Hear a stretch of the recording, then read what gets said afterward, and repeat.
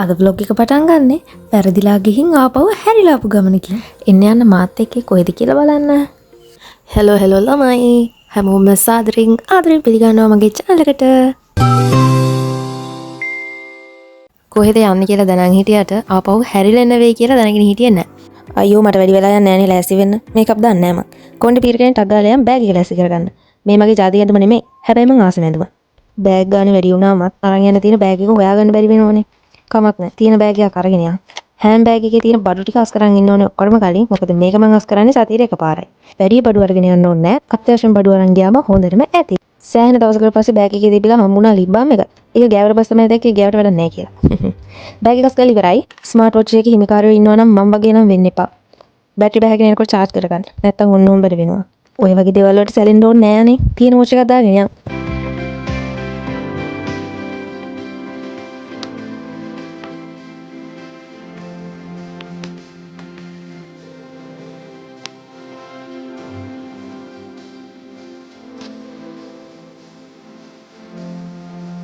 කොච්චර වැදගත් ගමනක් යන්න හැදුවත් ගොඩක් වෙලාවට මෙන්න මේ බාර දෙක දාගෙන යන්නේ.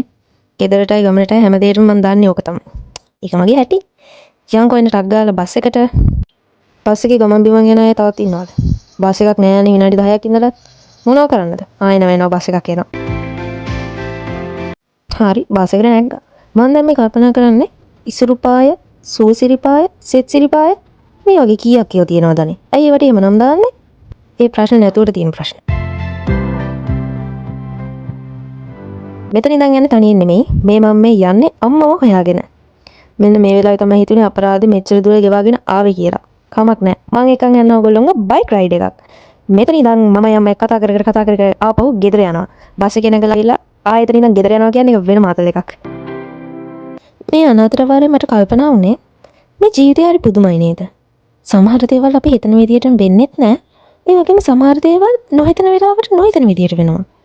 ඒක තමයි ජීවිතේ. අපි පුරුදු වෙන්න ඕනේ හොඳ දෙයක් වුණත් නරක දෙයක් වුණත් මොන වෙලාවෙ අපිට හම්බුණත් ඒක සතුටින් බාර ගන්න. ඒක තමයි අතරම ජීවත් වෙනවා කියන්නේ.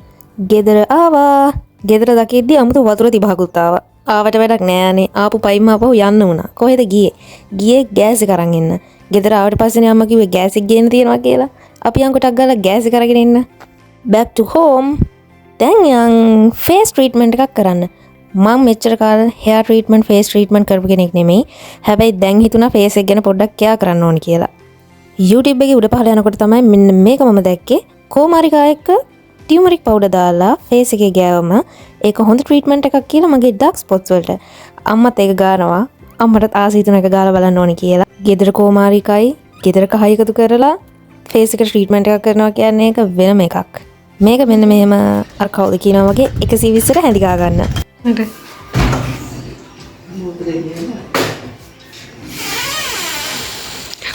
හා ළමයි ඔයවට විහිළු කරන්න එහෙම නෑ හොඳේ.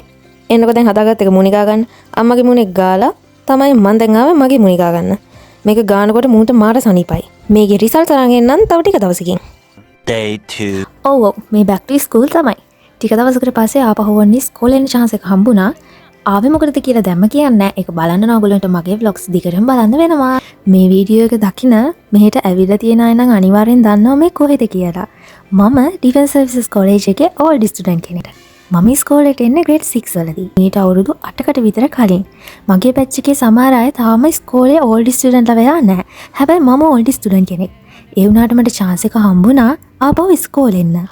ඔව් දැන් මං ඉස්කෝලේ ඉන්නේ යුනිෆෝම් එක ඇඳගෙන නම් නෙමෙයි. හැබැයි මට ගොඩාක් සතුටුයි ආයෙත් මගේ ජූනියර් නංගිලා මල්ලිලාත් එක්ක වැඩ කරන්න chance එක හම්බෙච්ච එක ගැන.